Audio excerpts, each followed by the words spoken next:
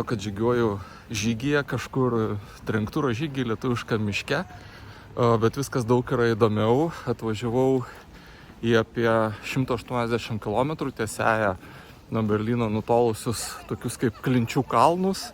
Ne visiškai tikri kalnai, bet tokie, nežinau, trupantis iš minkšto akmens. Va, ir tarp jų yra pastatyti labai gražus akmeniniai tiltai. Ir vaizdas, gal nėra jie labai aukšti, bet paėmus tam tikrą kampą su fotoaparatu, tai atrodo be galo įspūdingai, nes kai būna rūkas, tai irgi tik viršūnės matosi ir tarp tų viršūnių akmeniniai tiltai. Va, tai, nepraleidau progos. Važiuoti nuo Berlyno yra apie 260 km, didesnė dalis autostrada, o po to čia mažais kaimukais, mažais keliukais, maliesi, vidutinis greitis 30, tai paskutinius, nežinau kiek ten, 30 km važiuoji kokį trečdalį viso laiko, kiek čia važiuoji. Tai va, bet pamatai tą tikrą vokišką kaimą, kurio gal šiaip nėra jokios progos pamatyti važiuojant autostradomis, vienas dalykas. Ir kažkur 15 km iki šitos vietos jau matau, kaip eina žmonės su lasdomis, su kuprinėmis, važiuoja dviratininkai ir iš pradžių pagalvoji, gal jie čia šiaip tiesiog vaikšto, nes gana toli, ten tom siaurom kryvom gatvelėm iki čia eiti. Ir tada kažkur gal likus 5 km pamatai aikštelę, kur yra pilnutėlė ir galvoju, kaip čia taip yra, nejaugi čia žmonės mėgsta per tas pievas, laukus ir miškus eiti, kurie nieko nėra ypatingi, labai panašus į lietuviškus. Tai va, ir kai atvažiuoji pačią paskutinį aikštelę, pamatai, kad jinai yra visiškai pilna ir žmonės, kaip ir daugelį tokių populiarių vietų, kovoja už vietą, kaip ją gauti ir ten visai sukasi, suka ratus, visai stato kreivai ant pievutės ir panašiai, kadangi čia yra Vokietija, kontrolierius yra vietoje ir jisai nepraleidžia progos bauduoti ir visokius kvitelius iš karto kaišioti. O minia žmonių priešais mane tai neįtikėtinai didelė, čia visiškas Gedimino prospektas ir didžiulis srautas. Tai va, tai čia yra žiauriai populiari savaitgalio vieta. Pažiūrėjau automobilių numeriuose raidė D, tai vien vokiečiai suvažiavę, bet važiuoja labai daug turistinių autobusų. Tai matyt atveža kažkiek ir turistų. Tai įsivaizduoju, kad šita vieta turėtų būti labai graži. Va, tai patikrinsiu, ar vertėjo važiuoti maždaug tiek, kiek nuo Vilniaus iki jūros. Aišku, kai pripranti prie didelių atstumų, tai 250 km nereiškia nieko. Bet kai pagalvoji Lietuvos mastais, tai pervažiavau Lietuvą, tiesiog, kad pamatyti akmeninį tiltą tarp kelių uolų.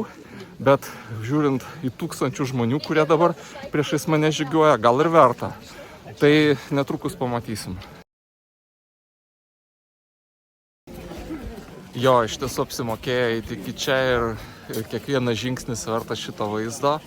Ir čia va toks iškišulys, kur milijonas žmonių kas minutę keičiasi, kad galėtų selfie padaryti. Aišku, aš irgi padariau. Va, o štai čia yra tos olos, tarp jų yra takeliai, tai dabar nueisiu ten pasivaikščioti. O kitoj pusėje tiesiog upė ir lygumos. Tai toksai gaunasi labai aukštas iškilimas su nerealia panorama. Na va, ta vieta ir vaizdas, dėl kurio čia visi atvažiuoja, vadinasi Bastei Bridge. Bastei tai tiesiog vadinami šitie iškilę akmenys. Va, o tas tiltas padarytas čia nebuvo nei kažkokios pilies, nei kažkokios praktinės reikšmės, bet turistai tiesiog pradėjo čia važinėti ir buvo padarytas tiltas. Pirmas medinis tiltas buvo padarytas 1850-aisiais ir po to pakeistas akmeniniu. Tai čia yra tiesiog grinai gamtos išdaiga, pritaikyta pasigrožėti žmonėms. Va, ir daugybė išvedžiotų takų aplinkui, tai gal pagausiu šitos vietos dar kitą vaizdą, bet tai, ką matote už manęs, tai yra numeris 1 vaizdas, dėl ko čia visi ir atvažiuoja. Na va, čia tas iškišulys, iš kurio verta būtų filmuotis ir fotografuotis, nes geriausiai matosi šitas turistams sukurtas iš to pačio smėlingo akmens tiltas, labai gražiai įsiliejantis į peizažą. Ir ties šita vieta yra didžiulė eilė, kurią reikia išlaukti, kad užlipti ir pamatyti va šitą vaizdą, kuris aišku yra ir internete ir praktiškai atrodo vienodai. Tai va, tai iškentėjau pusvalandį, sulaukiau, bet verta, ir jei čia būsit, būtinai užlipkit.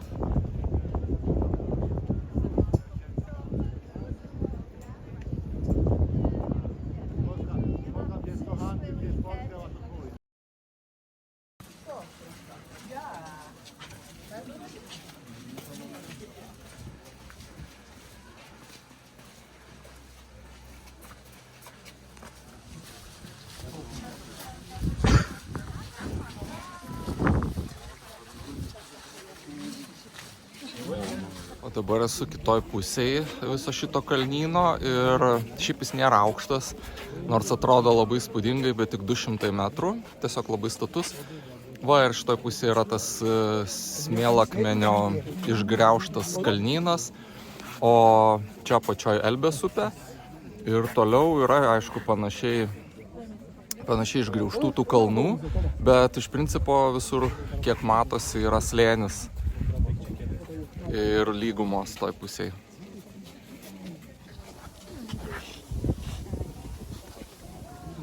Dar viena vieta, kur nepraleidau progos nusifilmuoti ir pasifotografuoti, specialiai padarytas toks iškišulys, iš kurio atsiveria labai gražus vaizdas į tiltą ir į kalnus už manęs. O ten visas kalnynas, bet matyt, šitas dirbtinis tiltas netgi gražiau atrodo negu kalnai. Pagalvojau, kad pasakysiu dar kelius žodžius. Čia grįžtant, viršuje yra restoranas, dalis yra lauke, tiem, kas nenori ar neturi daug pinigų, vadinasi Alaus sodas. Va, o šitam pastate už stiklo irgi buvau užėjęs, jau taip vadinamas restoranas, su va tokiais va begalinio grožio vaizdais ir po to pamačiau nuotraukas ant sienų, tai pasirodo žmonės čia švenčia vestuves. Ir jo, turbūt tikrai jautiesi fiziškai pakylėtas per tokią šventę.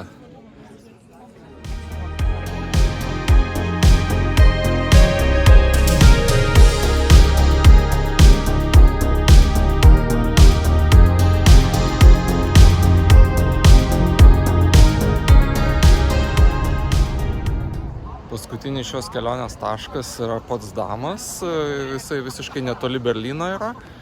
Va, ir jisai turi labai spūdingą parką su dvaru, bet atvažiavau jau dabar vakare iš tų kalnų, iš Saksonijos Šveicarijos parko ir čia viskas uždaryta ir tamsu, tai tiesiog nutariau prasieiti centrinę gatvę, centras čia yra nedidelis, apie 2 kilometrai. Ir jis prasideda Brandenburgo vartais, miniatiūrinė kopija Berlyno Brandenburgo vartų, va, bet vadinasi lygiai taip pat. O kitoj pusėje yra centrinė gatvė už manęs, tokia pati paprasčiausia, kuri baigėsi Olandų kvartalu. Kažkada tas kvartalas pastatytas tais labai specifiškais olandiškais namais ir ten gyveno Olandai. Tai va, tai tiesiog norisi pasižiūrėti ir iš čia jau vyksiu namo. Na jo, pavadinimas tikrai yra ne veltui priskirtas ir visa tai tiesa, iš vienos ir iš kitos pusės manęs, kaip ir buvo rašoma, yra raudoni pastatai, vienas su kitu sujungti, tiesiog vientisa pastatų linija.